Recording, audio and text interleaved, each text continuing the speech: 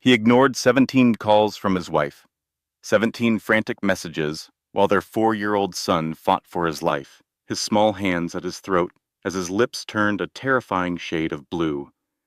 Her husband saw every call. He read every text begging for help. Then he silenced his phone, pulled his mistress closer, and fell back asleep. His son's last word was, "Daddy." But his daddy chose not to answer.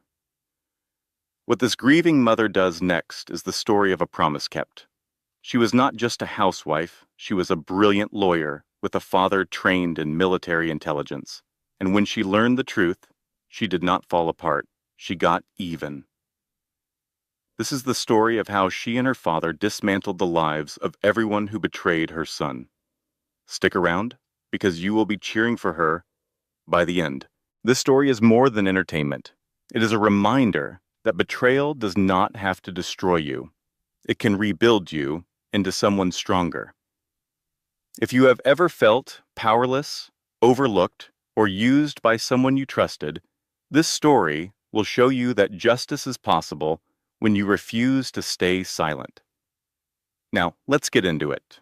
And if this story touches you, please take a moment to like, comment, and subscribe so we can share more stories like this one. Now, let's get into it. The story ends 3 months after her son's death at a funeral. The December wind in the Manhattan cemetery was sharp enough to cut through the mourners' dark coats. Elena Crawford stood near the casket, her expression unreadable, and her posture perfectly still.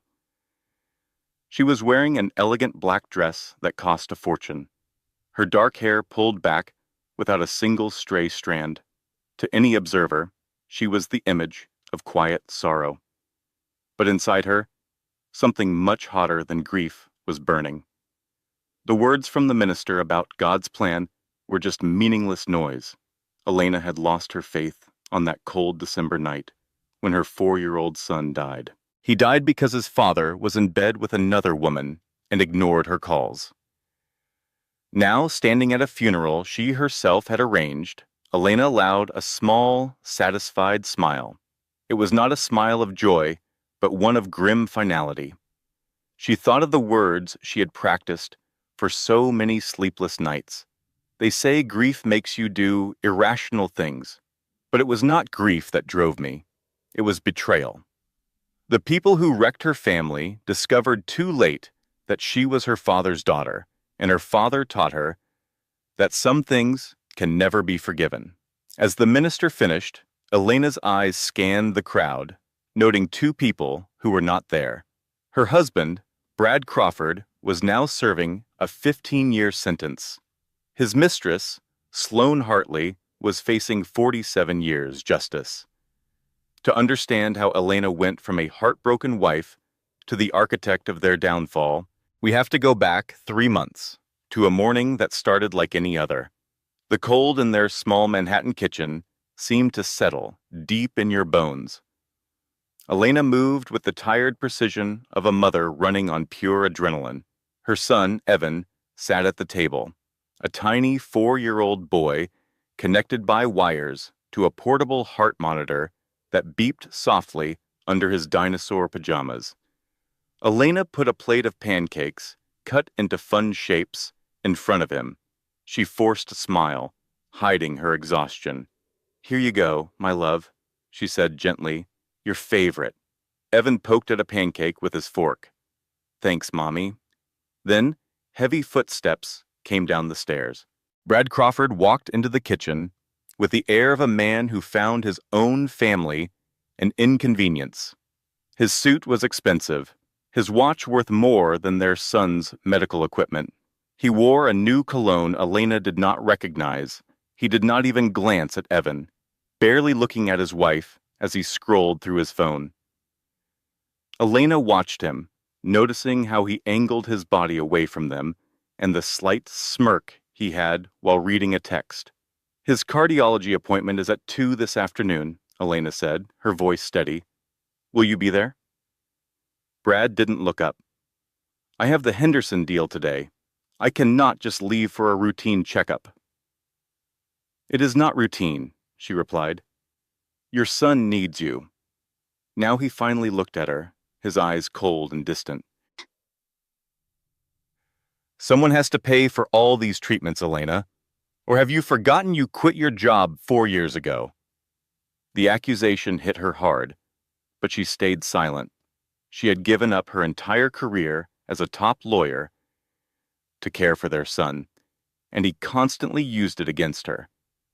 Brad grabbed his briefcase. He did not kiss her goodbye. He did not even look at their son, who was watching him with wide, hopeful eyes. "Daddy?" Evan called out, his voice small. Brad paused at the door, clearly annoyed. "What is it? Will you come to my appointment? The doctor said there might be good news." For a split second, a flicker of something human crossed Brad's face before his usual impatience took over. "We will see, buddy. Daddy's really busy."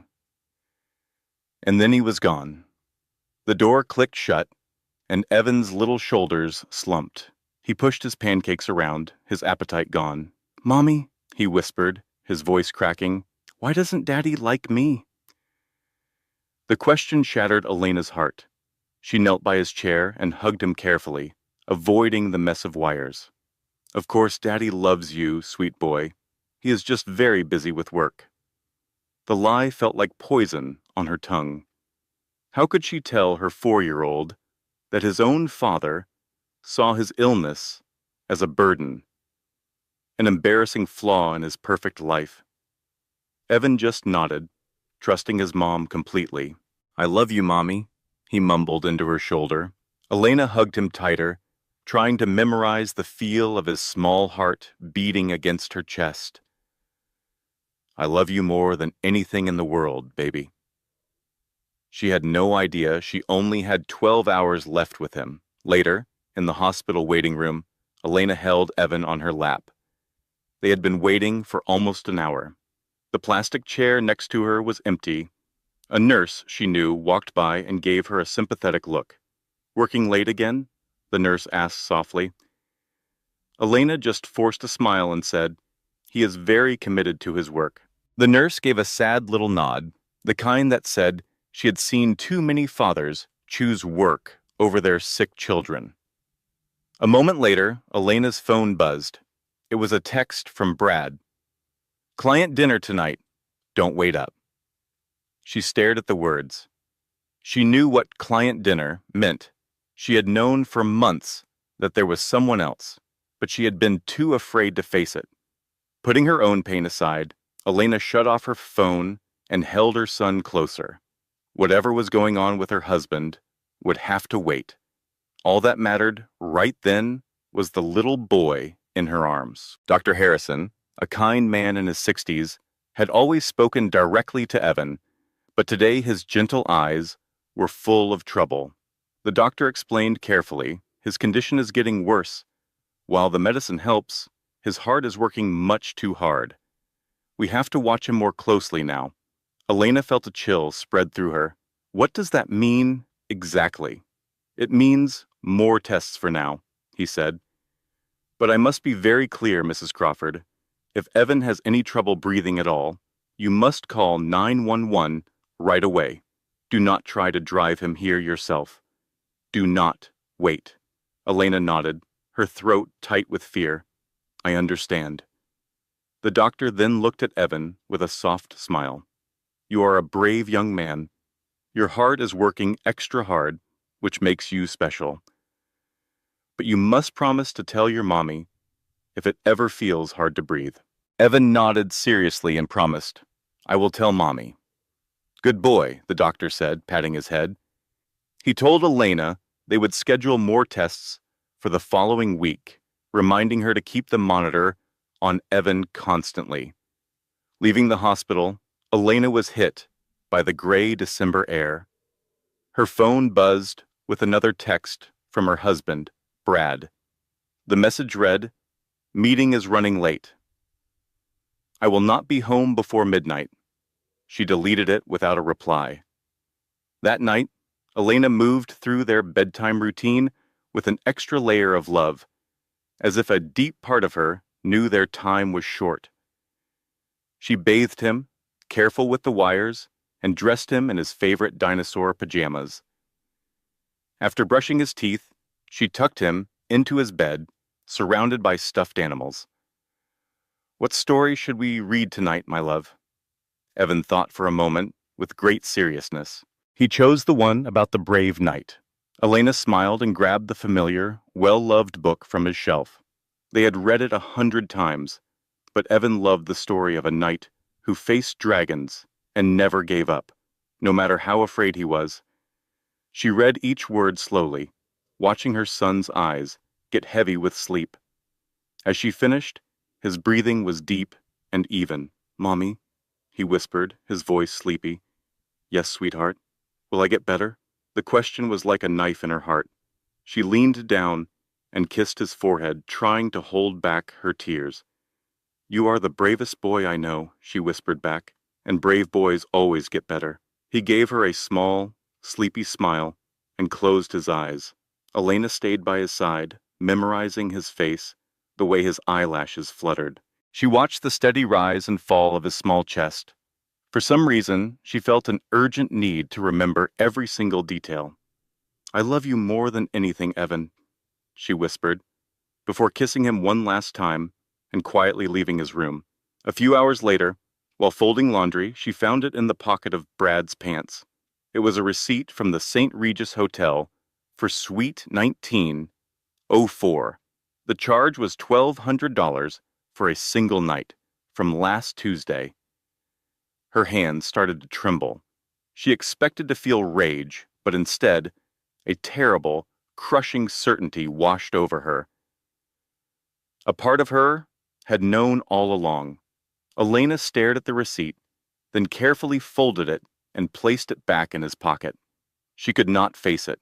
Not now, not while her son was in the next room fighting for his life. She could not handle the end of her marriage. Not while she might be losing her child. "I will deal with this tomorrow," she promised herself. But her tomorrow would be nothing like she imagined. In less than 4 hours, Elena's world would shatter completely. At 11:23 that night, a sound woke Elena up. It was a wet, desperate gasping, a horrible sound that gripped her heart with fear. "Evan!" She bolted out of bed, her feet hitting the cold floor as she raced to his room. What she saw there made her freeze. Evan was sitting up, clutching his throat, his lips turning a terrifying shade of blue. His eyes were wide with panic. The heart monitor shrieked, its red lights flashing like a warning. "Baby!" Elena rushed to him, pulling him into her arms. She could feel his small chest struggling for air. Something was terribly wrong. Her hand shook as she grabbed her phone and dialed Brad. The call went to voicemail. She tried again, and again it went to voicemail. She sent a frantic text. "Evan cannot breathe. Hospital. Please come." The read receipt appeared instantly. It was seen at 11:31, but there was no reply. With no time to feel the sting of his betrayal, Elena dialed 911. Her voice was surprisingly calm as she explained what was happening. The dispatcher told her to keep Evan upright and calm, that help was on its way. She held her son close, rocking him and whispering over and over, "Stay with me, baby. Mommy is here. Help is coming. You are my brave boy. Please, please stay with me." Evan's small hand found hers and squeezed. He managed to whisper a single word she could barely hear. "Daddy, he is coming, honey," Elena lied, as tears streamed down her face. But his daddy was not coming. Just 12 blocks away, in Suite 1904 of the St. Regis Hotel, Brad Crawford was in bed with another woman. Sloane Hartley was young, ambitious, and free of the burdens of a sick child. She was everything Elena was not. Her fingers traced patterns on Brad's skin as his phone buzzed on the nightstand. It buzzed again, and then again. Sloane lazily picked it up. "She is calling again," she said, showing Brad the screen. "She is texting now. It looks urgent." Brad barely opened his eyes. He had been through this before. Elena always overreacted when Evan had these episodes. She is so dramatic, he said, with a wave of his hand. He gets these little spells, but he always pulls through. She panics about everything. But it says emergency, Sloane noted, with a slight hint of concern. Maybe you should just call her back. Brad reached over, silenced the phone, and placed it face down. If it were a real emergency, she would have called an ambulance. She knows I am in an important meeting. Sloane simply shrugged. She had never met the boy and had no desire to. A sick child was a complication, a drain on resources that could be used for other things. You're right, she purred, snuggling closer to him. She's probably overreacting. Now, where were we? Brad smiled and pulled her in. And as they embraced, a little boy, just 12 blocks away, was dying. The ambulance arrived in what felt like an eternity, but was actually 7 minutes. The paramedics worked quickly, getting Evan onto a gurney and giving him oxygen. Elena jumped in the back with him, never letting go of his hand. The ride to the hospital was a dizzying blur of sirens and flashing lights. She kept her eyes on Evan's face, telling him to hold on, that he was going to be fine, but his color was wrong. His breathing was wrong. They rushed through the emergency room doors at 11:42. Doctors and nurses swarmed the gurney, shouting medical terms. Elena did not understand. Someone gently tried to lead her to the waiting room, but she refused. "He is my son. Please, that is my son."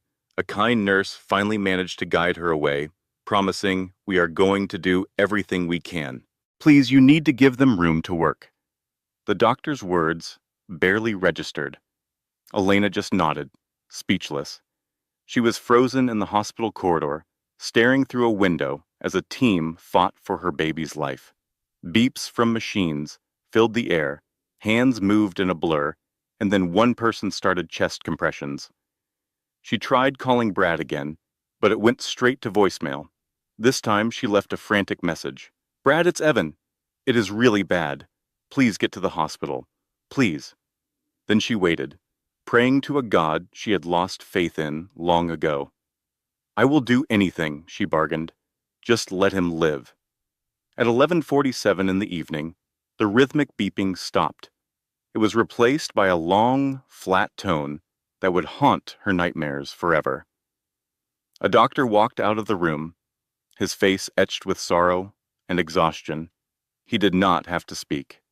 Elena knew. "Mrs. Crawford, I am so sorry. We tried everything we possibly could." Elena's knees gave way.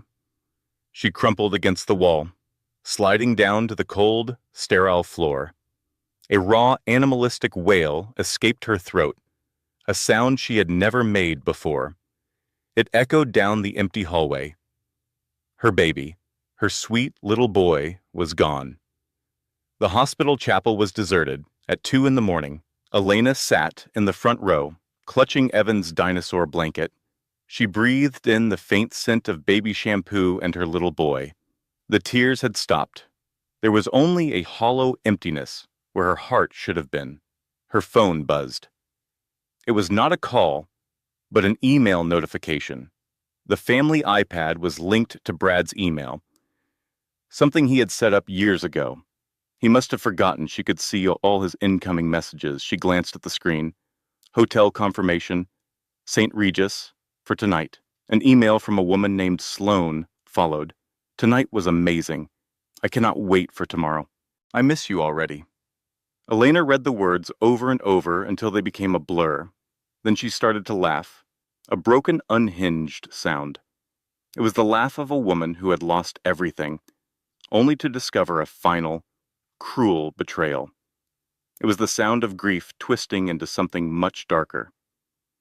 Her son died crying for a father who was in bed with another woman, ignoring the calls that might have saved him. The laughter stopped, all feeling drained away.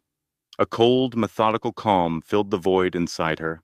It was a part of her that saw the situation with perfect clarity and began to form a plan. She held the blanket to her face one last time, taking in Evan's scent.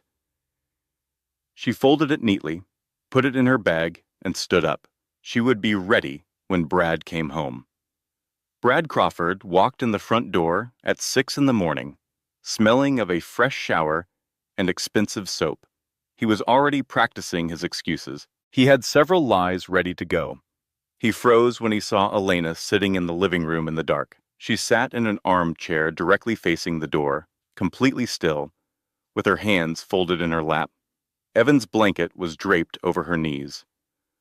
On the coffee table lay 2 printed emails. "Babe," Brad began, his voice dripping with fake concern. "I'm so sorry I missed your calls. The meeting went on forever. By the time I saw your messages, I assumed everything was okay." Elena was silent. She just stared at him. Brad fidgeted. He was not used to this. Usually, she would be crying or begging him to be a better husband. "Is everything all right?" he asked, his voice now laced with genuine confusion. "Where's Evan?" Elena's voice was flat and empty when she finally spoke. "Evan died at 11:47 last night." For a second, Brad's carefully crafted expression disappeared, replaced by pure shock. "What?" He stopped breathing. "I called you 17 times. The read receipts prove you saw my messages." "Elena, I did not know. My phone was on silent during the meetings. I saw them later, but I thought he was fine. You said he had these spells before." Elena lifted the first printed email. "St. Regis Hotel, Suite 1904. Billed last night for $1,200 to our joint credit card." Brad's composure wavered. She saw the conflict in his eyes, guilt fighting with self-preservation. Self-preservation won. "I can explain that. The firm booked it for a late client meeting. I just stayed there instead of driving home." Elena then held up the second email, the one from Sloan. "Tonight was amazing. Cannot wait for tomorrow." The silence was deafening. Brad's face twisted with guilt, then fear, and finally settled into cold anger. "You are in shock," he said, using the patronizing tone she despised. "You're just looking for someone to blame after losing our son. I get it. We can discuss this after you have had some time to calm down." Elena rose to her feet. She had forgotten that when she stood straight, she was taller than him. She had spent years making herself smaller for his comfort. "His last word was Daddy," she said softly. "He was terrified and could not breathe. He was calling for you while you were with another woman." Brad took a step back, startled by the cold, dangerous look in her eyes. "Elena, listen. You are not thinking straight. Grief is making you say crazy things. Let me call a therapist for you. We will get through this. Get out." "This is my house," Brad blustered, his confidence returning. "I am not going anywhere. You're having a breakdown. We can deal with this in the morning." Elena moved closer, so close he could see the absolute ice in her gaze. "Before I gave up my career for you, I was a corporate litigator. I know about the shell companies you think are so secret. I know about the offshore accounts. I also know which partners at your firm would be very interested to learn what you have been doing with client money. So, when I say get out, it is not a request. It is a command. You have exactly 5 minutes before I start making phone calls." Brad just stared, genuine fear finally showing on his face. He grabbed his coat and left without saying another word. Elena watched him leave, then sat down and pulled Evan's blanket to her chest. She gave herself 1 more hour to grieve, to cry and scream into the soft fabric until she was completely broken. Then she dried her tears, sat up straight, and picked up her phone. She found a contact she had not dialed in 5 years, one Brad had made her delete. Dad. Her thumb hovered over the name as memories rushed back. She heard Brad's smooth, manipulative voice. "Your father is a controlling man, Elena. He never liked me. You have to choose if you want our marriage to work." She had chosen Brad. It was the worst mistake of her life, but it was one she could now begin to fix. She hit the call button. It rang twice before a familiar voice answered instantly, as if he had been waiting for this call for years. Elena? Daddy, her voice cracked. Evan is gone, and I am all alone. There was a long silence on the line. Then, his voice, filled with a quiet, controlled rage, said, I am on my way. Colonel Marcus Holden arrived at Elena's apartment 18 hours later. He had driven all night from his home in Virginia.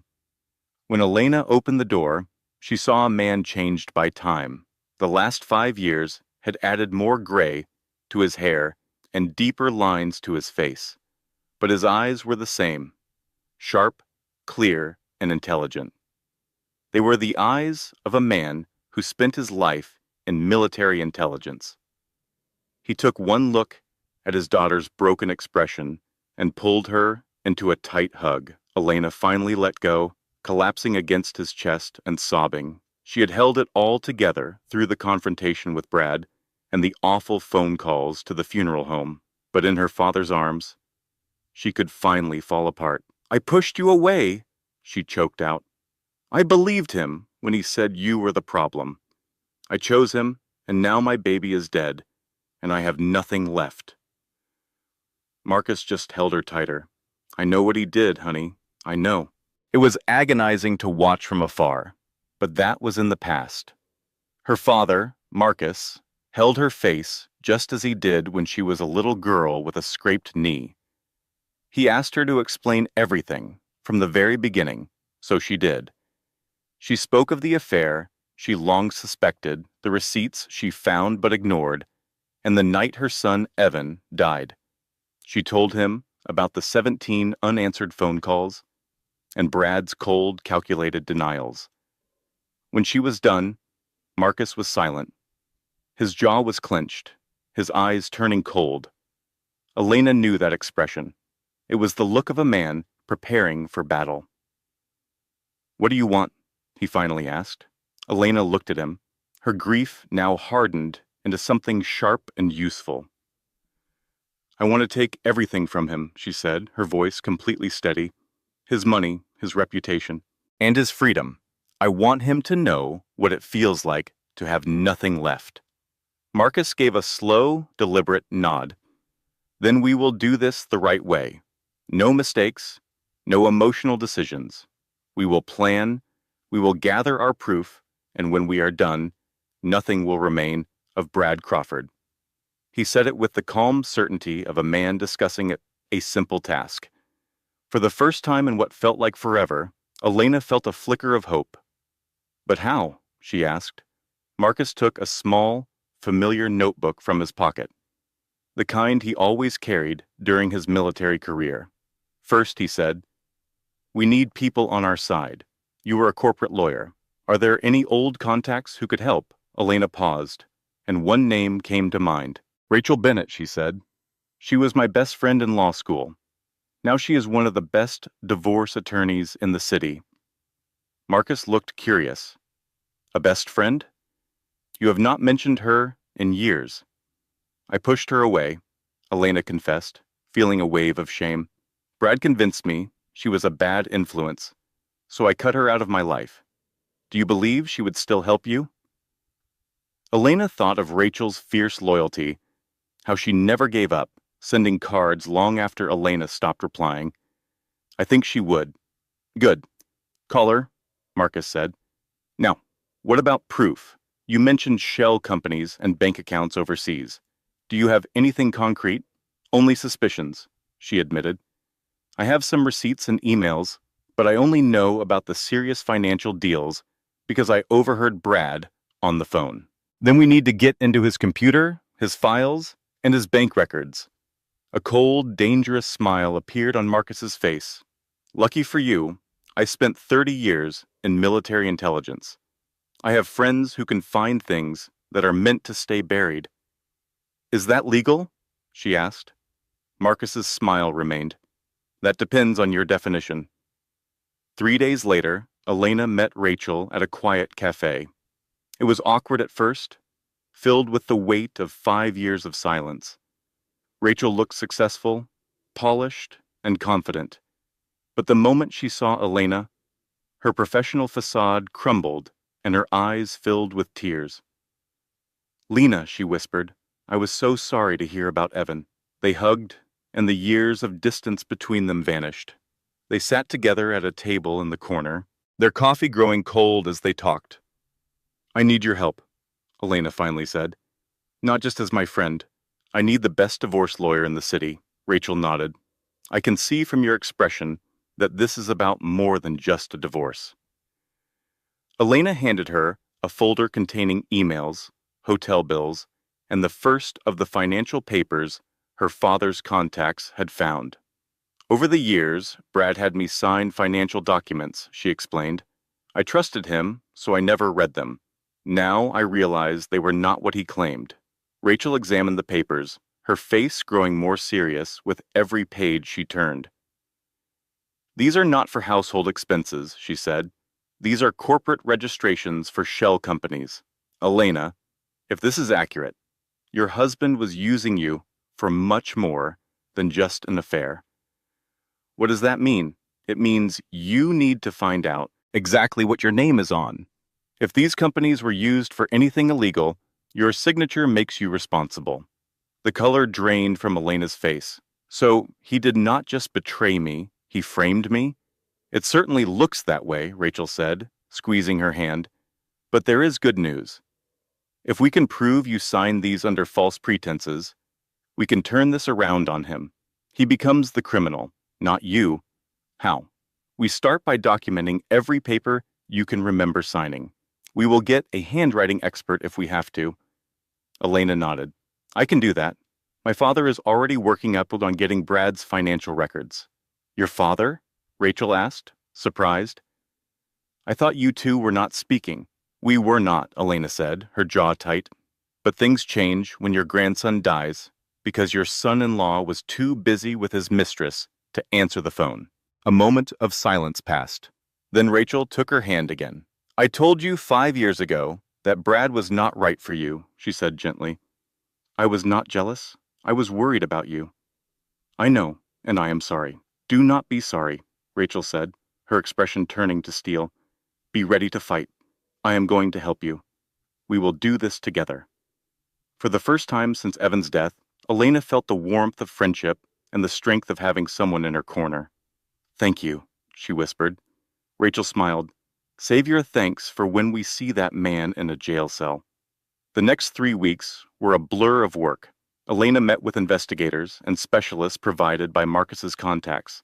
During that time, Elena changed. The crying stopped. She began to function again, but she was different. Her grief had not vanished, but it had hardened into a shield. She searched her memory with perfect clarity, listing every document Brad had pushed her to sign when she was too tired or too trusting to ask questions. She remembered signing papers for their house, for Evan's trust fund, for insurance. He had used her complete trust against her in the most systematic way. At the same time, Marcus activated his network. Within 2 weeks, he had 5 years of Brad's financial history. What the documents showed was shocking. There were shell companies, offshore accounts, and millions of dollars moving through accounts that had Elena's signature on them. "He has been laundering money," Marcus stated grimly. "The only question is for whom? Is he in charge, or is he just a pawn in a bigger game?" Elena's old legal instincts returned as she looked over the records. "Some of these money transfers are strange," she noted. "The money comes from accounts Brad should not have access to, and it goes to people I have never heard of. If he was running the whole show, he would have covered his tracks better." "So someone else is in control?" "Possibly," Elena said with a frown. "We need to find out who." But for now, they had more than enough to begin. 3 weeks after her son's funeral, Elena sat in Rachel's office with a folder overflowing with proof. They had evidence of the affair, the financial crimes, and the most damning piece of all, security footage from Brad's office. Elena watched the video from the night Evan died. She saw Brad look at his phone, see her name flash on the screen, and then silence the call. She watched him smile at something, likely a message from his mistress Sloane, and put the phone away. He knew it was me, Elena said, her voice hollow but strong. He knew it was an emergency, and he chose to ignore it. Rachel nodded. This is what we need. With this, the affair, and the fraud, we have enough to ruin him. Are you ready? Elena looked at the folder, a summary of all her pain on paper. She thought of Evan, and the hope in his voice every time he asked if his father was coming home. File the papers, she told her lawyer. But before Rachel could even pick up the phone, a text message arrived from an unknown number. Elena's blood turned to ice as she read it. You should not have started this fight, it said. You have no idea who you are dealing with. She showed the message to Rachel. Was it Brad? Elena shook her head. This was not his style. This was someone else. Someone who knew they were investigating. Rachel paused. Do you want to wait? Elena thought for a long moment. Then her jaw tightened. No. We file tomorrow, she declared. Running scared will not help us. We move forward, and we find out who is really behind all this. Rachel gave her a fierce, admiring smile. That is the Elena I remember, she said. Welcome back. Elena filed for divorce that Tuesday. By Wednesday, her world had fallen apart all over again. It began with a knock on her door. 2 men in dark suits flashed badges. Mrs. Crawford, I am Agent Morrison with the Federal Bureau of Investigation. We need to ask you about Meridian Holdings. Elena's stomach plummeted. She recognized the name from some papers she had signed without reading. What about it? You are listed as the primary shareholder, the agent said, his voice flat and accusing. My husband made me sign documents, she explained, her voice trembling. I did not know what they were. That is what they all say, Mrs. Crawford, the other agent said with a sneer. For the next 3 hours, they buried her in evidence. Bank records showed millions of dollars moving through accounts in her name. Wire transfers pointed to money laundering. Corporate papers bore her signature, each one another nail in a coffin she never knew existed. When they left, Elena sat in stunned silence. Brad had not just cheated on her and abandoned their dying son. He had spent years carefully setting her up to take the fall for his crimes. Her phone buzzed. It was a text from a number she did not recognize. The message said, I warned you. Then another text arrived with a document attached. With trembling hands, Elena opened it. It was a restraining order Brad had filed against her. He claimed she had threatened him, that she was mentally unstable and a danger to everyone. The order included statements from people she thought were her friends, all saying she was unfit and dangerous. Then her phone rang. It was her lawyer, Rachel. Elena, we have a big problem. I know, she said. The FBI was here, and Brad filed a restraining order. It is worse than that, Rachel replied, her voice tense. Brad filed for divorce this morning. He filed first, and his accusations are terrible. What accusations? He is telling everyone that you neglected Evan. He is telling everyone you were unstable, that you made him sick, and he was the hero holding things together. He even has witnesses. That is a complete lie. I quit my job for our son. I took him to every doctor's visit while Brad was nowhere to be found. I know, but the story is already spreading. His mother is poisoning everyone against you. People are picking sides, and they are not on yours. Elena shut her eyes. He is making me the villain. Precisely. The crazy wife, the careless mother, the criminal. He wants to ruin you. So how do we stop him? We use the truth. We show them the affair and the forged documents. We have to go public before he twists everything. Rachel paused. That will be difficult. But if they think you are involved in the money laundering, you could face criminal charges, Rachel warned. We have to prove you had no idea what you were signing. How long will that take? It could be weeks, maybe even months. Elena stared at the ceiling. A month ago, she was just a mother with a sick child. Now she was a widow, a federal suspect, and the target of a vicious smear campaign. My father, she said suddenly. Have you spoken to him? He called an hour ago, Rachel replied. He is already working on something. He said to tell you not to give up. What is he doing? I do not know, but I have known your father for years. That man does not lose. Whatever he is planning, it is going to hurt someone. I hope so, Elena whispered. I really, really hope so. The following 2 weeks were the worst of Elena's life. She was served with the restraining order, barring her from her own home.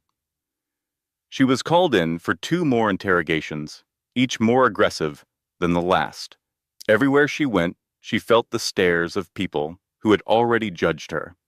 At the grocery store, an old acquaintance cornered her. I heard what you did to Brad, the woman said, loudly, for everyone to hear. He was such a good man, and you try to blame him for your son's death. You should be ashamed. Elena said nothing. She left her cart and walked out of the store with her head held high, refusing to let them see her break. But back in her apartment, she finally collapsed. She sat on the cold bathroom floor, clutching her son Evan's dinosaur blanket, and sobbed until no tears were left. Elena felt crushed by despair when her phone lit up with a message from her dad. 30 minutes later, Marcus Holden saw his daughter looking completely defeated. He skipped the useless reassurances and got straight to the point. He told her she was acting like a soldier who lost one skirmish and thinks the war is over. Elena just shook her head. He has everything, Dad. The money, the power. They are investigating me, not him. I have nothing. Marcus leaned in close. You have me. You have the truth, and you have something Brad will never have, patience. I did not spend 30 years in military intelligence just to watch some fraud ruin my daughter. We are not fighting his war, Marcus explained with a cold smile. We are fighting ours, and in our war, we make sure everyone who helped him goes down with him. His plan began in a private room at an old money club in Manhattan. Colonel Marcus Holden sat across from 3 men in expensive suits. They were the senior partners at Brad Crawford's investment firm. Gentlemen, Marcus began, thank you for meeting me. The oldest partner, Richard Hamilton, looked wary. We know your reputation, Colonel, Hamilton said. What is this about? Marcus slid a thick folder across the table. This is about irregularities in your firm's accounts. All tied to Brad Crawford. He saw fear flicker in their eyes. What kind of irregularities? One of them asked. Marcus showed them the contents. Client funds disappearing into offshore accounts. Shell companies hiding illegal transfers. It was a detailed map of a money laundering scheme. A heavy silence filled the room. I am not suggesting you knew, Marcus said calmly. So why bring this to us? Hamilton asked. Why not the authorities? Because, Marcus replied, the authorities tend to dig deep. They might not stop with Mr. Crawford. They might start asking what his partners knew. The threat hung in the air, thick and heavy. One partner went pale. What do you want? Hamilton's voice was ice. It is simple, Marcus said. I want Brad Crawford fired, immediately and very publicly. You will make it clear your firm does not tolerate his behavior. And if we say no, then this folder lands on the desks of the FBI and a few reporters I know. The story will hurt everyone, but it will destroy you. Hamilton stared, then picked up the folder. As he and his partners read, the color drained from their faces. We will need to verify this, Hamilton finally said. Of course, Marcus stood to leave. But do it quickly. He paused at the door. One more thing. My grandson died because Mr. Crawford was too busy with his mistress to take a call. So when I ask you to fire him, believe me, I am being very restrained. 2 days later, Brad Crawford walked into his office building and was met by security. The partners want to see you, the head guard said flatly. As they escorted him to the conference room, Brad's confidence began to crack. He saw the whispers and the stares from his colleagues, who suddenly avoided his gaze. Inside the room, the three senior partners waited for him, their faces like stone. "What is going on?" Brad demanded. "You're on administrative leave, effective immediately," Hamilton stated, pushing a letter across the table. "There is an investigation into your accounts." Brad's face turned red. "This is insane. You no longer have access to this building or any company resources. Security will escort you out now," Pierce added. "You cannot do this." "We already have," Hamilton said calmly. For the first time, Brad looked truly afraid. "This is not over," he snarled. "Good day, Mr. Crawford." A text from her friend Rachel confirmed it. Brad was out. Elena called her father right away. "How?" "I just gave the right people the right information," he said. "Now we wait and see which of his allies try to help him.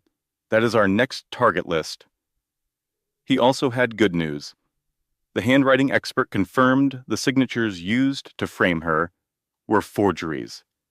It was the first real breath Elena had taken in weeks. "Do not thank me yet," her dad warned. "This is just the start." 3 days later, Rachel called, her voice buzzing with energy. "I was digging into Sloane Hartley, Brad's mistress," she said. "She is not just a mistress, Elena. She is the mastermind." Rachel explained that Sloane had researched and targeted Brad years ago, specifically because of his connection to Elena's family. Her real name is Susan Mitchell. She has a fraud conviction from 10 years ago. She is a professional con artist. Suddenly, everything made sense to Elena. Brad was not the villain. He was a pawn. "But why us?" she asked. "Your father," Rachel said grimly. "Sloane used Brad to get to you. She used you to get to Colonel Marcus Holden and his security company. Your dad's government contracts are what she was really after." Elena sank into her chair. Brad was just the weapon. The true enemy was someone she never even considered. "Does Dad know?" "He is finding out as we speak," Rachel said, "and he is not happy. Also, there is one more thing, Model. The money being laundered in your name was being skimmed by Sloane herself. She was stealing from her own scheme and funneling it into secret accounts that traced directly back to her. Brad likely had no clue. She planned to grab the cash and vanish, leaving both me and Brad to take the fall. The betrayal was immense. Elena felt the weight of it all. This woman she had never met had systematically destroyed her life. "So what is our next move?" Rachel's voice was firm. "We make them turn on each other, and then we take what is left." The plan was simple. We just had to show Brad that Sloane, the woman he thought he controlled, had been playing him the entire time. His ego would handle the rest. It began with a series of anonymous tips, fed to Brad through sources he trusted completely. A worried friend who had supposedly heard things, a colleague who found oddities in the financial records, a private investigator's report that mysteriously landed on his desk. Every piece of the puzzle pointed to one ugly truth. Sloane was not his partner, she was his puppeteer, and she was getting ready to cut his strings and escape with a fortune. Brad reacted exactly as they knew he would. The showdown took place at Sloane's apartment. He stormed in, his face a mask of rage, holding the evidence they had leaked to him. "You have been stealing from me," he growled. "All this time you were setting me up." Sloane, ever composed, had prepared for this moment. "Darling, you are sounding paranoid. I can explain whatever you think you found." "Explain this," he said, throwing a thick file at her. It contained bank statements and a clear paper trail leading to her secret accounts. Accounts you swore did not exist. Sloane calmly picked up the papers, her eyes scanning them. Her expression remained neutral, but a flicker of recalculation showed in her eyes. She was already adapting. "Where did you get this information?" she asked softly. "As if that matters. You played me for a fool. I risked everything so you could run away with all the money. Tell me, was any part of our relationship real? Or was I just your pawn?" Sloane set the documents aside, her gaze almost pitying. Oh, Brad, you are so naive. Everything I did was for our future. The plan was always to escape to a new country together, a place where no one could touch us. Together? Brad laughed, a sharp, bitter sound. You were framing my wife for your crimes. You were building a case against me to ensure your own clean getaway. I was building a case against her, not you. There is a very big difference. Your wife's name is on everything. She is the one the federal agents are watching.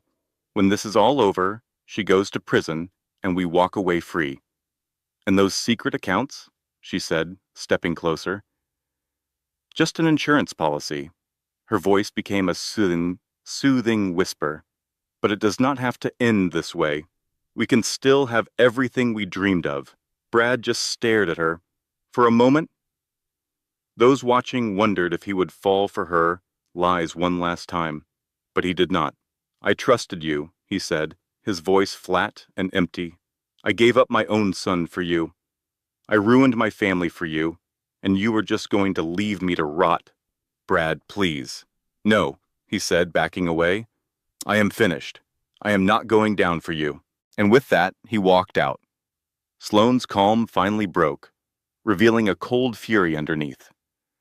Brad went directly to the Federal Bureau of Investigation. He told them everything, exposing the shell companies, the offshore funds, and Sloane Hartley's true identity as Susan Mitchell. He presented himself as a victim, a man deceived by a master criminal. The agents listened intently, took detailed notes, and then started making calls. 24 hours later, they showed up at Sloane's apartment with a warrant for her arrest. She was not there. They found her at Brad's company, trying to retrieve incriminating documents. They arrested her in the main lobby in front of everyone. The flash of cameras and the shouting of reporters created a media storm. Soon, images of the beautiful executive in handcuffs were everywhere. Elena watched the news from her apartment with Rachel by her side. For the first time in a long time, she felt a glimmer of hope. It is over, isn't it? She asked. They arrested her. Brad confessed. The focus is on them now. Rachel nodded. It certainly seems that way. The authorities appear to believe you were just another one of their victims. The forensic analysis of the forged signatures and the timeline both support your innocence. So I am finally in the clear? You are in the clear. Elena let out a long, shuddering breath. The immense tension she had carried for months began to fade away.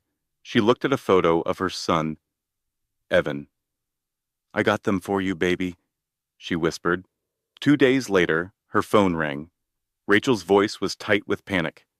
The charges against Sloane were dropped. What? The evidence Brad gave them was corrupted. Every single file was wiped from the federal system. That is impossible. How could that happen? I have no idea, but Sloane is walking free. And Elena, that is not all. What else could there be? She knows we were behind it. She knows you are the reason Brad turned against her, and she is not going to let it go. Elena sank into a chair, the familiar feeling of dread returning. So she is coming after me? She is coming after all of us. Whoever she has helping her, she is going to use them to destroy us. The first attack came just hours later. Elena went to her father's house for a meeting and found paramedics rushing him into an ambulance.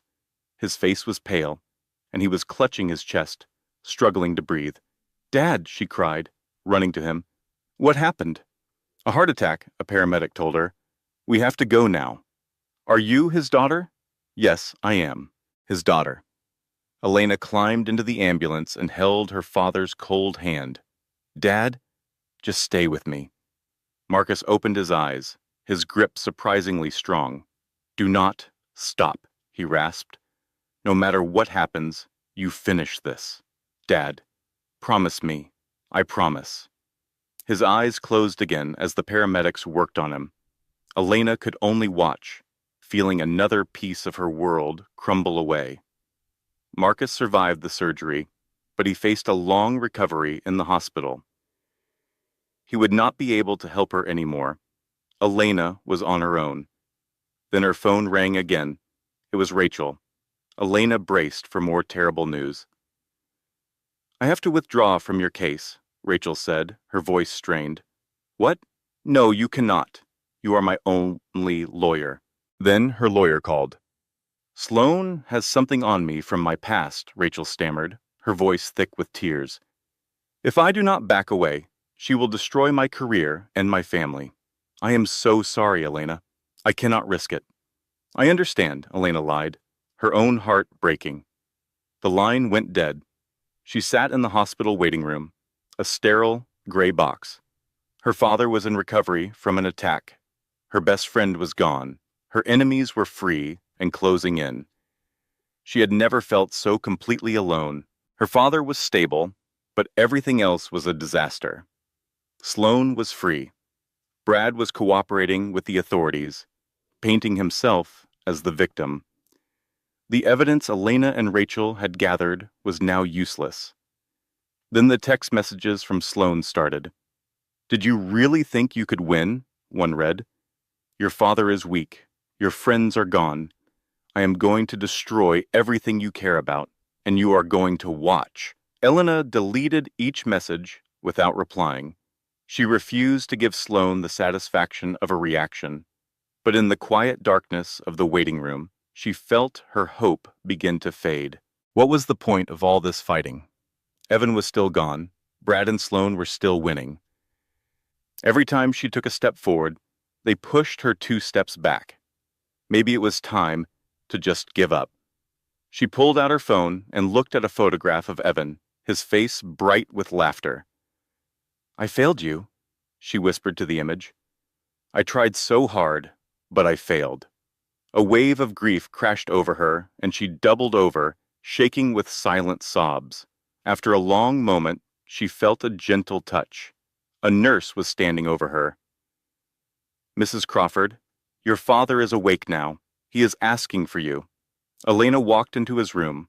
Her father, Marcus, looked smaller in the hospital bed, but when he looked at her, his eyes were sharp and full of fight. "You look awful," he said. Elena managed a small laugh. "Look who is talking." "True enough." He motioned to the chair. "Sit down. Tell me what happened." Elena explained it all. She told him about the charges, the threats from Sloane, and the feeling of complete defeat. Marcus listened patiently.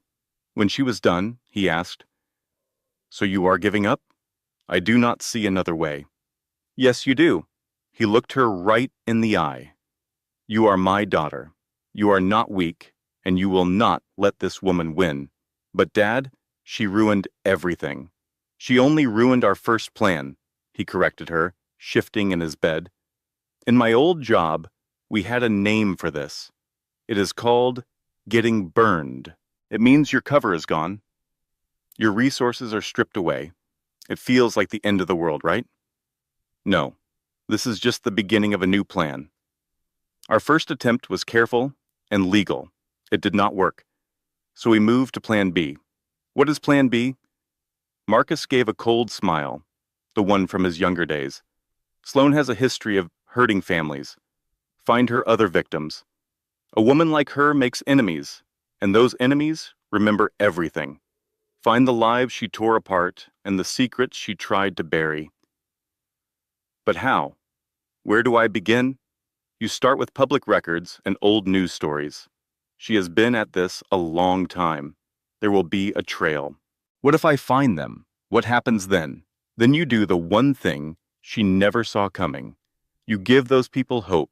You give them a chance for justice. You build an army." "An army?" Elena repeated, stunned. "Sloane attacks people who are alone and have nothing. She knows they're easy targets because they cannot defend themselves. But if they stand with you—" "Together," Marcus said, "you can take her down." The idea was dangerous and full of risk. There were no guarantees, but for the first time in a while, Elena had a plan. "I will try," she whispered. "No," her father corrected her. You will succeed. You have to. For Evan. Elena slowly nodded. She kissed her father's forehead. Get some rest. I have work to do. For the next 3 days, Elena lived in a world of research. She dug through old court cases and news reports, looking for Sloane's pattern. She found a family in Cleveland from 2016. The wife was framed for theft and later took her own life. Then there was a couple in Atlanta from 2019. The husband vanished with their savings, and the wife was left with criminal charges. In Phoenix, in 2021, it was the same heartbreaking story. With every case, Elena saw the ghost of the same woman, always with a different name. It was always her work. Susan Mitchell, Sandra Martin, Sarah Monroe, Sloane Hartley, 4 identities, 4 destroyed families, 1 monster. Elena put all the evidence into a folder. She started making calls, but most leads went nowhere. Then one name surfaced again and again. Margaret Patterson. She was listed as a witness who had tried to help. Elena found her in a small town in Pennsylvania. It took 3 calls for Margaret to pick up. Who is this? Her voice was sharp with distrust. My name is Elena Crawford. I believe we know the same person, Sloane Hartley. You may have known her by another name. There was a long pause. Susan Mitchell. That was her name when she ruined my life. I know. Elena held the phone tighter. She is doing it to me right now. I need your help. After another pause, Margaret spoke. I saved everything, every single piece of paper. I always knew this day would come. I am on my way, Elena said. Just tell me where. Margaret's house was on a quiet street in a run-down town. The paint was chipping and the curtains were drawn tight. The woman who opened the door looked much older than her 52 years. Her eyes were tired, filled with old pain. You must be Elena, she stated. I am. Please, come in. The house was small and packed with belongings.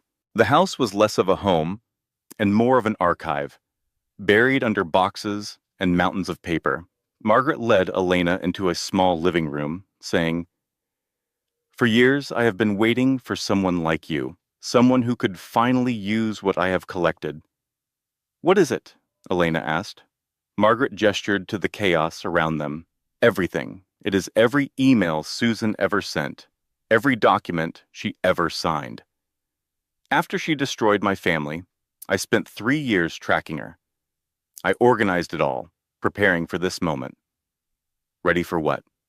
For you, Margaret said, handing Elena a thick folder, for someone who could truly fight back. Inside, Elena saw proof of fraud that stretched across years and multiple states. Why not go to the police? I tried, Margaret said, with a bitter voice. They either did not believe me or they were paid not to. Susan has friends in very high places. Every time I got close, she made the evidence vanish. She made me look like I was crazy. So you just stopped? No, I survived, Margaret corrected her, her eyes locking with Elena's. There is a very big difference. I had nothing left to fight with, but I saved everything. I hoped one day a person with more strength and more resources would come along. Elena thought of her own father, of Rachel, and of Evan. I have a reason to fight, she said softly. Then take it all, Margaret insisted, pushing the files into her arms. Use every last piece and make that woman pay for what she did to all of us. Over the next 2 days, Elena immersed herself in Margaret's files. The true scale of Sloane's crimes was shocking. She had ruined at least 4 families that Elena could prove, and likely many more. She had stolen millions of dollars using different names, leaving behind a decade-long trail of broken lives. And she had always gotten away with it. But this time would be different. This time, Elena had a father with government contacts, a lawyer who knew how to win, and a whole network of victims just waiting for a chance at justice. Elena picked up the phone and called Rachel first. I know you said you had to step away, Elena started. I did. Rachel's voice was filled with exhaustion. Elena, you have no idea what Sloane has on me. Actually, I think I do, Elena replied calmly. I am not asking you to do anything illegal or to put your name on anything. I just need your help one more time, completely behind the scenes. What are you thinking? I plan to take Sloane Hartley down the exact same way she took down Margaret Patterson and everyone else, she said. I will expose the truth with a case so strong that no amount of money or corruption can make it go away. There was silence on the other end of the line. I found Margaret, Elena added. She has everything. Years of proof tying Sloane to fraud in 6 different states, with real names and real account numbers. How can you be sure that evidence is clean? Elena explained. Because none of it is digital. Margaret kept physical copies of everything, paper documents and photographs that cannot be wiped from a server. After another long pause, Rachel finally asked, "What do you need me to do?" "I need your help organizing this quietly. Tell me which evidence is the strongest and which courts would be most likely to prosecute." "Are you trying to build a federal case?" "I am building several of them." Elena's voice turned to steel. Sloane made evidence disappear from the Federal Bureau of Investigation once. She cannot do that again if we file in multiple places at the exact same time. Rachel took a deep breath. This is completely insane. Is it really? Rachel let out a reluctant laugh. All right, send me what you have. I will take a look. But Elena, you need to know. If this goes wrong, if Sloane finds out what we are doing before we are ready, it will be a catastrophe. I know, Elena said with a grim smile. That is why we are not going to let it fail. The next 2 weeks were an absolute whirlwind. Elena worked 18-hour days, sorting through evidence and calling contacts her father gave her. Marcus, who was recovering well, managed things from his hospital bed over secure phone lines. Rachel worked in the shadows, pinpointing the best cases for the most aggressive jurisdictions. She put Elena in touch with prosecutors in Ohio, Georgia, and Arizona who had been stuck on unsolved fraud cases for years. Margaret was their constant support, filling in missing details that only she would know, slowly but surely. The case against Sloane Hartley started taking shape. When everything was finally in place, Elena called a meeting in her small apartment. Her father, now out of the hospital, sat in the best chair, looking frail but determined. Rachel stood near the window, a mix of nervous and committed. Margaret had even traveled all the way from Pennsylvania to be there. 4 people against a whole empire of deceit, Elena thought. It would have to be enough. We are ready, Elena announced. Tomorrow morning, we file charges in 4 states at the same time: Ohio, Georgia, Arizona, and New York. Each case is separate and backed by physical proof. Sloane cannot make it all disappear. What about Brad? Rachel asked. Brad is already working with the federal authorities, Elena replied. He is testifying against Sloane to save his own skin. His story, combined with our proof, creates a trap she cannot escape. And her government contacts? Marcus offered a cold smile. I made a few calls to some old friends. The people who helped her before are now under investigation themselves. By the time Sloane knows what is happening, her protection will be gone. Elena looked at her small team of allies. Just a year ago, she was a mother with a sick child and a failing marriage. 6 months ago, she lost everything she thought was important. But in its place, she found a strength she never knew she had. Tomorrow, we take everything from her, just like she took everything from us. Are you ready? Everyone in the room nodded. They were ready. Elena picked the restaurant with care. It was upscale and quiet, a place for conversations not meant to be overheard. Sloane arrived right on time, looking perfect as always. She radiated a powerful confidence as she slid into the booth. I was surprised you called for a meeting, Sloane said with a thin smile. I figured you would be busy planning a funeral. I hear your father's health is not so good. He is getting better, thank you, Elena said, ignoring the insult. A shame, Sloane said, barely looking up from the menu. So, you wanted to discuss terms. I take it that means you are finally ready to give up. Actually, Elena replied, I am here to give you a choice, Sloane laughed out loud. A choice? You have nothing. Your lawyer is gone, and you have no evidence. Your father is an old man living on borrowed time. What choice could you possibly offer me? Elena reached into her bag, pulled out a folder, and slid it across the table. Susan Mitchell, she said softly. Cleveland, 2016. The Patterson family. Sloane's confident smile flickered for a moment. Sandra Martin, Atlanta, 2019. The Williams family. The smile disappeared completely. Sarah Monroe, Phoenix, 2021. The Henderson family. Elena leaned in, her voice like ice. I have everything. Every name you used, every family you ruined, every bit of destruction you thought you had buried forever. Sloane's perfect composure finally cracked, and for the first time, Elena saw fear in her eyes. I found Margaret, Elena went on. Remember her? The woman you thought was too broken to ever fight back.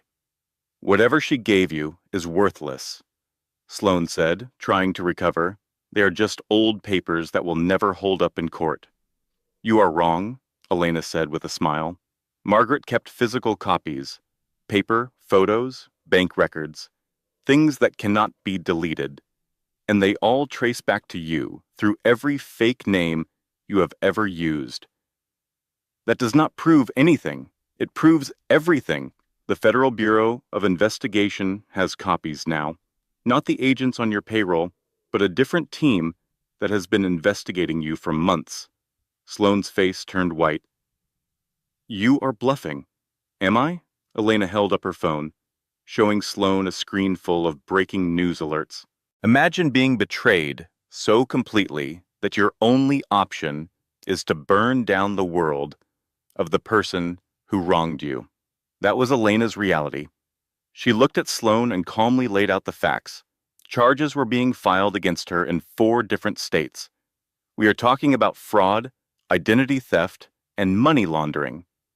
In a few hours, the Federal Bureau of Investigation would add their own charges.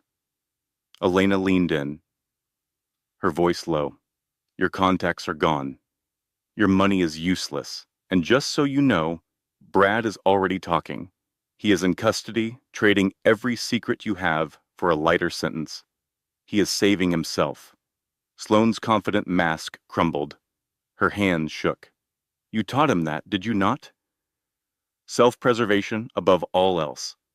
Sloane's face twisted in fury. You think this is over? I have people who will crush you, she hissed. Elena simply stood and placed some money on the table for her coffee. You came after my family, she said, her voice perfectly steady. You helped my husband believe his affair was more important than our dying son. You ruined my life, she leaned close to Sloane's face. But you forgot something important about me. I was not always a housewife. Before that, I was a trial lawyer, and I have an excellent memory. Elena straightened up and grabbed her purse. You can either wait for the agents to arrive, or you can run. Either way, they will catch you. She then walked out without a second glance. Just 24 hours later, news channels showed Sloane Hartley being arrested at the airport, trying to flee the country. The once glamorous woman looked messy and terrified as she was led away in handcuffs. Elena watched the news report from her father's house, surrounded by her small circle of allies. Her father, Marcus, was finally recovering. Her friend Rachel no longer had to live in fear, and Margaret, whose life Sloane had also destroyed, cried tears of relief. Is it finally over? Margaret asked. Not quite, Marcus replied.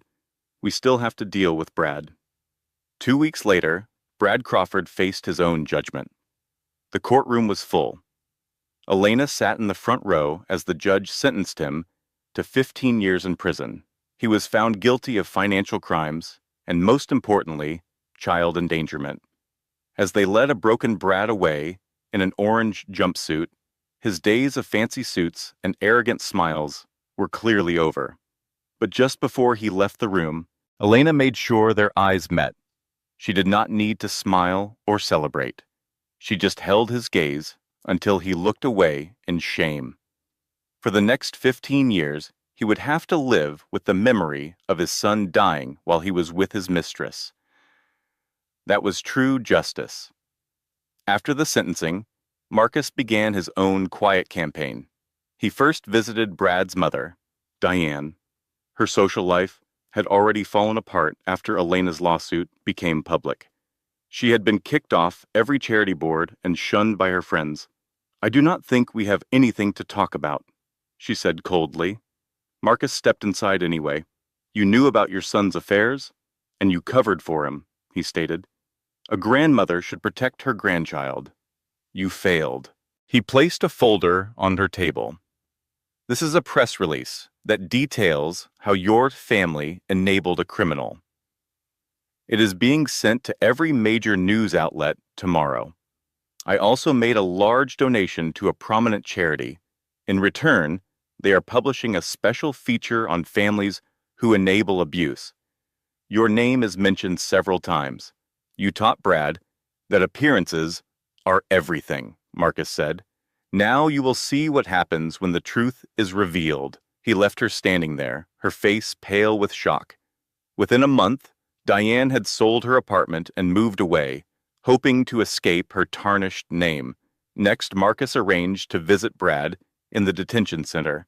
He sat across from the man who had destroyed his daughter's life. "Do you know the last word your son said?" Marcus asked, his voice low. "It was Daddy. He called for you while he was struggling to breathe because you ignored his mother's calls. You silenced your phone so you would not be disturbed with your mistress." "I did not know he was so sick," Brad cried. "You did not care, and that is so much worse," Marcus corrected him. "Your career is over, your money is gone, your freedom is gone, but the real punishment is what you will carry forever, every night, for the rest of your life. You will see your son's face and hear him calling for you. You will remember that you could have saved him, but you chose not to." Marcus walked to the door as Brad's broken sobs filled the room. "Live with that," he said, and closed the door behind him. His final visit was to Sloane. She had been sentenced to 47 years with no chance of parole.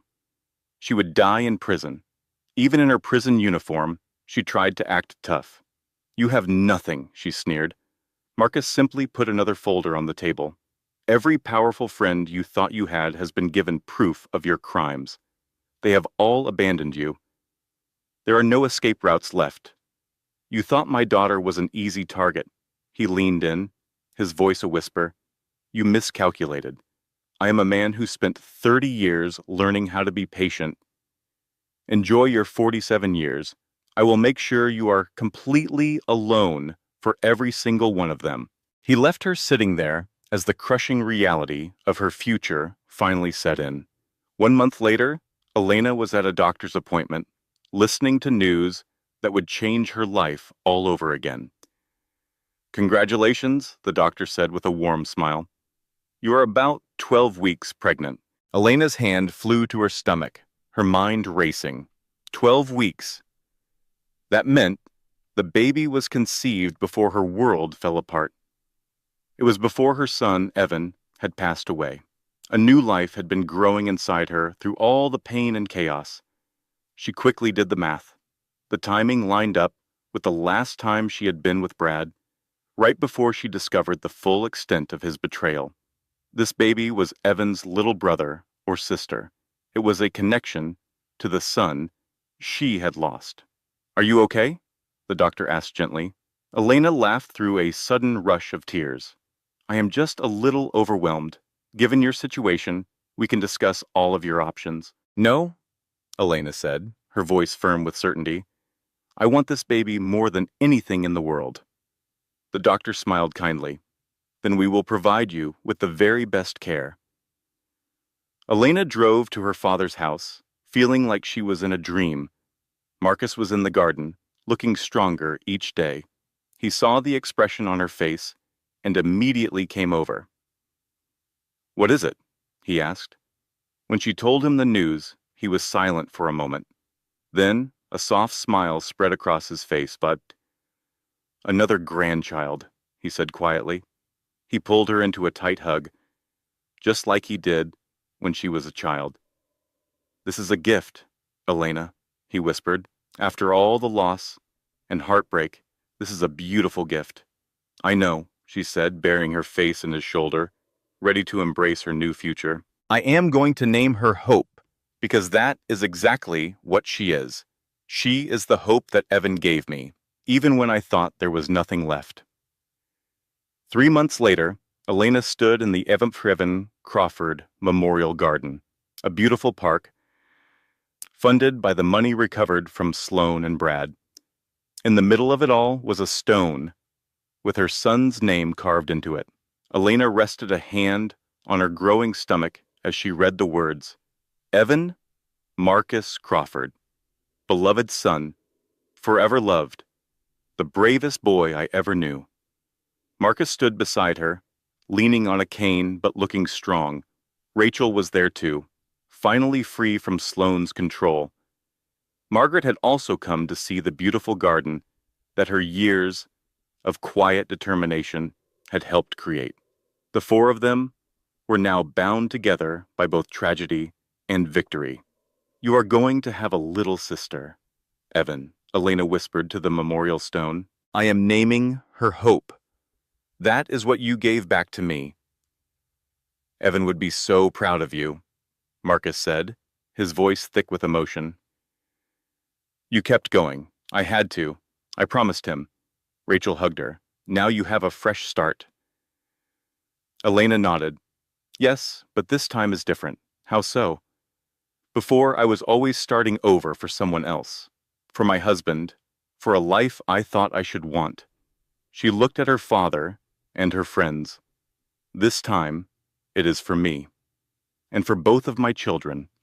The one I miss every day, and the one on her way." Long after the ceremony ended, Elena stayed, watching the sunset over the pond. Her father and Rachel had gone home. As Margaret drove away, a weight seemed to lift with her. Elena was finally alone, and for the first time in months, her mind was quiet. She knew that time does not heal all wounds. Time only creates distance. Healing is a choice you have to make every day. She placed a hand on her belly, where hope was growing. She had lost her son, her marriage, and herself in a life that was never her own. But in the ashes of that life, she found the woman she was always supposed to be. "My father taught me that revenge is about balance," she thought. "It is about making sure the people who hurt you can never hurt anyone else." She touched the memorial stone. Brad would spend 15 years in prison remembering his choices. Sloan would spend her life paying for her crimes. And I can finally start over. She looked at the first stars in the sky. "This time, I am starting over for myself, for the son I lost, and for the daughter who is coming." She whispered one last time, "I love you, Evan." A butterfly landed on the stone, its wings catching the last bit of sunlight. It stayed for a moment, then flew toward the stars. Elena smiled, placed her hand on her belly, and walked into her new life. 4 months later, Hope Evan Crawford was born. She had her mother's eyes and her brother's smile. She was perfect. Holding her daughter in the hospital, Elena felt whole for the first time in years.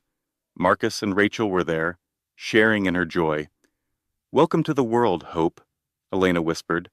"Your big brother is watching over you." 1 year later, Elena stood at the Evan Crawford Memorial Garden. It had become more than a memorial. It was a support center for families of children with heart conditions. 300 families had found help there in the past year. Something good had grown from something terrible. Elena carried Hope, pointing to the flowers and the pond. "See that stone?" Elena said. That is for your big brother. He was the bravest boy I ever knew. Hope reached for a butterfly, and Elena kissed her head. She thought of Brad and Sloane in their prison cells. She thought of her father, healthy and happy, spoiling his granddaughter. And she thought of Evan, his smile, and his little voice, asking if he would get better. You did get better, baby, she whispered to his memory, just in a different way. You are part of something that helps other families, now. A young mother approached Elena, looking as terrified as she once had. My son was just diagnosed, the woman said. I do not know what to do. Elena smiled kindly. Come inside, she said. Let me tell you a story about a brave little boy. He taught me that love is always stronger than loss. As she led the woman into the garden, Elena understood the truth. Grief does not end, it just transforms. Pain finds a new purpose. And true love never dies, it only changes shape. Remember this. The people who hurt you are counting on your silence. They expect you to crumble, but when you stand up, gather your evidence, and fight back with patience and intelligence, you become unstoppable. Never let anyone convince you that you deserve less than justice. If this story gave you strength, hit that like button and share it with someone who needs to hear it. Subscribe and turn on notifications so you never miss another story of survival and victory. This content was carefully researched, developed, and manually edited by our team to bring you meaningful lessons and lasting value. Thank you for being part of this journey with us.